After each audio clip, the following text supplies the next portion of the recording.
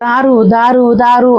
अरे टेन्शन आलं, दारू प्या, लग्न झालं दारू प्या, ऍक्सिडेंट झाला दारू प्या, मैत झाली दारू प्या, अपघात झाला दारू प्या, आजारी पडले दारू प्या, सर्दी झाली दारू प्या. अरे दारू दारू दारू प्या. अरे अरे सगळ्यांचा उपाय जर दारू असेल, सगळ्यांचा उपाय जर दारू असेल, तर तुमच्या आरोग्याची हानी ही दारूच करत आहे हे तुम्हाला माहिती असून सुद्धा तुम्ही 2 क्षणाच्या दुःखाला घालवण्यासाठी तुम्ही दारू पिता. घरात भांडणं झाली दारू पिता, मित्राचा बर्थडे दारू पिता, स्वतःचा बर्थडे दारू पिता, पोराचा बर्थडे दारू पिता, आनंद झाला दारू पिता, दुःख झाला दारू पिता. फायदा कोणाचा होत नाही, फायदा फक्त दारूवाल्याचा होतोय, टॅक्स घेणाऱ्याचा होतोय. माझ्या मित्रमंडळींना विनंती आहे, जर तुम्हाला दारू सोडायची असेल, तुमची दारू सुटत नसेल पण तुमच्या मनामध्ये तीव्र इच्छा असेल, तर नक्की मला संपर्क करा.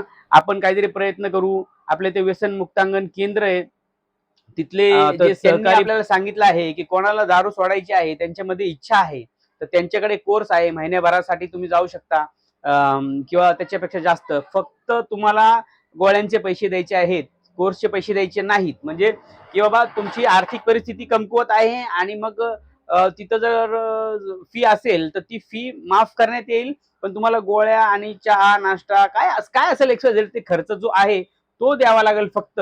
पण तुमची दारू सुटून जाईल याची मी शाश्वती देतो, कारण तिथं कठोर आणि कडक नियमांचं पालन करावं लागतं. व्यायाम आहे, डान्स आहे, सर्व काही तिथं तुम्हाला मिळून जाईल. तर कोणाला दारू सोडायची असेल तर त्याला नक्की हा व्हिडिओ शेअर करा आणि त्याला बोला की सकाळी दारू प्या, दुपारी दारू प्या, झोपेतून उठलं की दारू प्या, असं बिलकुल करू नका.